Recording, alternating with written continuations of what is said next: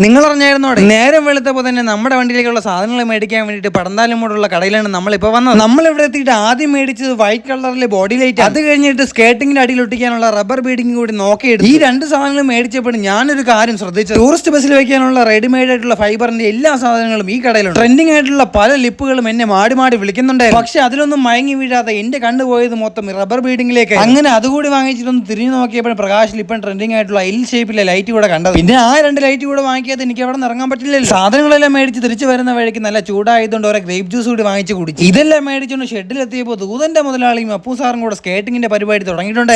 സത്യമായിട്ട് പറഞ്ഞ ബംഗാളികൾ വരെ തോപ്പിക്കുന്ന രീതിയിലാണ് ദൂതൻ സാറിന്റെ കോസ്റ്റ്യൂം. ഇനി ഏതെങ്കിലും ബംഗാളികൾ കണ്ട ദൂതൻ സാറിനോട് ഈഗോ അടിക്കുമെന്നായിരുന്നു എന്റെ സംശയം. ആ സംശയം അധികം നേരം നീണ്ടു നിന്നു. നമ്മുടെ വണ്ടിയിൽ മിനുക്ക് പണികളൊക്കെ ചെയ്യുന്നത് പ്രകൃതിക്ക് ഇഷ്ടമാകുന്നില്ല എന്നുള്ള രീതിയിൽ മഴ പെയ്യാൻ തുടങ്ങി. മഴയല്ല, ഇനി കൊടുങ്കാറ്റ് വന്നാലും ഈ പണി തീരാതെ നിർത്തില്ലെന്നായിരുന്നു ദൂതൻ സാറിന്റെ വാശി. പ്രകൃതിയോട് മല്ലിട്ട് നിൽക്കാൻ ദൂതൻ സാറിന്റെ വാശിക്കുമായി നല്ല രീതിയിൽ കോരിച്ചെറിയുന്ന മഴ തുടങ്ങിയപ്പോൾ നമ്മളെല്ലാവരും കൂടെ വണ്ടിക്കകത്ത് കയറി ശോക ഗാനമൊക്കെ ഇട്ട് ആലപിക്കാൻ തുടങ്ങി. കോരിച്ചെറിയുന്ന മഴയ്ക്ക് ശേഷം മഴയെന്ന് തണുത്തപ്പോൾ നമ്മുടെ ദൂതൻ സാർ വീണ്ടും പണി തുടങ്ങി. കുന്നംകുളം രംഗ ഈ പണി ആദ്യമായിട്ടാണ് ചെയ്യുന്നതെന്ന് പറഞ്ഞപ്പോൾ പുള്ളിക്ക് കഴിഞ്ഞൊരു കാലം ഗൾഫിലുണ്ടായിരുന്നു എന്നുള്ള കാര്യം എനിക്കറിയില്ല. അതുകൊണ്ട് തന്നെ സ്കേറ്റിംഗ് വയ്ക്കുമ്പോൾ ഇത്ര പെർഫെക്ഷൻ ഞാൻ പ്രതീക്ഷിച്ചിരുന്നേ ഇല്ല. സ്കേറ്റിംഗ് 4 സൈഡും വെച്ച് കഴിഞ്ഞപ്പോൾ ഒരു പീസ് മിച്ചം. അതുകൊണ്ട് കേരളത്തിൽ ഇന്ന് വരെ ആരും ചെയ്തിട്ടില്ലാത്ത 2 ലെയർ സ്കേറ്റിംഗ് വയ്ക്കാമെന്ന് പറഞ്ഞാണ് ദൂതൻ സാർ പണി വീണ്ടും തുടങ്ങി. ഒടുവിൽ എന്തൊക്കെയോ പറഞ്ഞാണ് ഞാൻ ആ ശ്രമത്തിൽ നിന്ന് പുള്ളിയെ പിന്തിരിപ്പിച്ചു. നമ്മുടെ വണ്ടിയിലെ പണിയെല്ലാം കഴിഞ്ഞപ്പോഴേക്കും നന്ദുവിന്റെ സീക്കയിൽ കത്താത്ത ലൈറ്റെല്ലാം കത്തിക്കാൻ ഇവിടെ ഓർത്ത് കടഞ്ഞ പ്രയത്നം തുടങ്ങിയിട്ടുണ്ടായിരുന്നു. ഇതിനിടയ്ക്ക് നന്ദുവിന്റെ മുതലാളിമാരും ചേട്ടനും കൂടെ ട്രിപ്പ് ലൈറ്റ് വെക്കാനുള്ള ചാല് ഹോൾ അടിച്ച് സെറ്റാക്കുന്ന പരിപാടി നടത്തിക്കൊണ്ടിരിക്കുകയാണ്. ഇന്ന് ഉച്ചയ്ക്ക് തുടങ്ങി ഈ പരിപാടി ഇപ്പോഴും തീരാത്തതിന്റെ പിന്നിൽ ഒരു നിഗൂഢത ഉണ്ട്. ഒരു സ്ക്രൂ അടിച്ച് ലൈറ്റ് ചെയ്തിട്ട് പിന്നെ 100 കഥ പറഞ്ഞാൽ പിന്നെ എങ്ങനെ ഈ പണിയൊക്കെ പെട്ടെന്ന് അപ്പോഴേക്കും കത്താത്ത നിയോൺ ലൈറ്റിനെയൊക്കെ നമ്മുടെ അശ്വിൻ എങ്ങനെയൊക്കെ കത്തിച്ചിട്ടുണ്ടായിരുന്നു. ചെറുക്കനെ വീഡിയോ എടുക്കുന്ന കാണുമ്പോൾ ഭയങ്കര നാളെ. ഇന്ന് രാവിലെ തൊട്ട് വേറൊന്നും കഴിക്കാത്തതുകൊണ്ടും കുടിക്കാത്തതുകൊണ്ടും അവസാനമായിട്ടൊരു ചായ കുടിച്ച് ഇന്നത്തെ ദിവസം അവസാനിപ്പിച്ച്